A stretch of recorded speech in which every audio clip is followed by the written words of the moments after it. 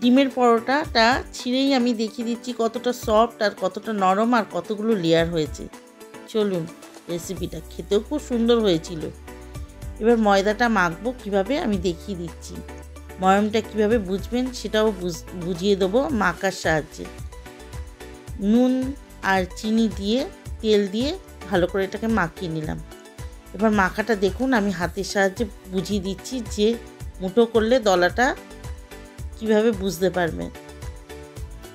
দিয়ে এবার একটুখানি গরম জল দিয়ে ভালো করে ময়দাটাকে মেখে নিলাম, সফট করে, না বেশি শক্ত না বেশি নরম। এবার দিয়ে ভালো করে মেখে নিয়ে গোলাগুলো করে নিয়ে 5 মিনিট ঢাকা দিয়ে রেখে দেব। আপনারা একবার হলেও ট্রাই করে দেখবেন। আমি যেটুকানি করেছি সেটাই আপনাদের সঙ্গে শেয়ার করলাম। এবার চারকোনা পরোটা করব, সেটা আমি বেলে দেখিয়ে দিচ্ছি। ঠিক যেভাবে আমি ছুরির সাহায্যে কেটে কেটে লেয়ারটাকে দিয়েছি, ভাঁজ করেছি লেয়ারটা,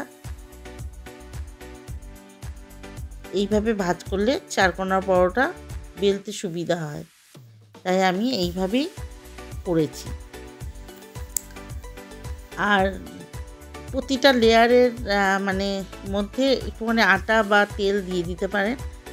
আমি দিইনি, আমি একটু আটার গুঁড়োই দিয়েছি, তাতেও একই কাজ হয়।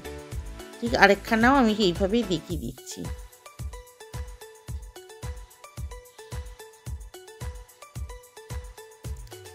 এরকম করে একটা একটা করে বেলে আমি সবকটা বেলে নেব। বেলে নিয়ে লাস্টে আমি ভাজবো ডিমের গোলাটায়, আমি দেখিয়ে দিচ্ছি কিভাবে। এবার বাটির মধ্যে একটুখানি পেঁয়াজ, ধনেপাতা, লঙ্কা কুচি দিয়ে নিলাম। দিয়ে ডিমটাকে ফাটিয়ে একটু নুন দিয়ে ভালো করে গুলিয়ে নিলাম। আপনারা পারলে গোলমরিচ দেবেন, আরও টেস্ট হবে। এবার ওটাকে গুলিয়ে নিয়ে এইবার তেল দিয়ে দিলাম প্যানে। এবার পরোটাগুলো একটা একটা করে ডিমের গোলায় চুবিয়ে ছাঁকা তেলে ভেজে নেব। ঠিক যেভাবে আমি দেখাচ্ছি এইভাবেই ভেজে নেবেন। দেখতেও সুন্দর হয়েছিল, খেতেও সুস্বাদু হয়েছিল। একবার হলেও আপনারা ট্রাই করে দেখবেন। আমার তো খুব ভালো লেগেছিল, আর কোনো তরকারিও লাগে না, সস দিয়ে বা এমনি গরম গরমই খাওয়া হয়ে যায়। শুধু আমি যতটুকু করেছি, যেভাবে করেছি আপনাদের সঙ্গে শেয়ার করলাম।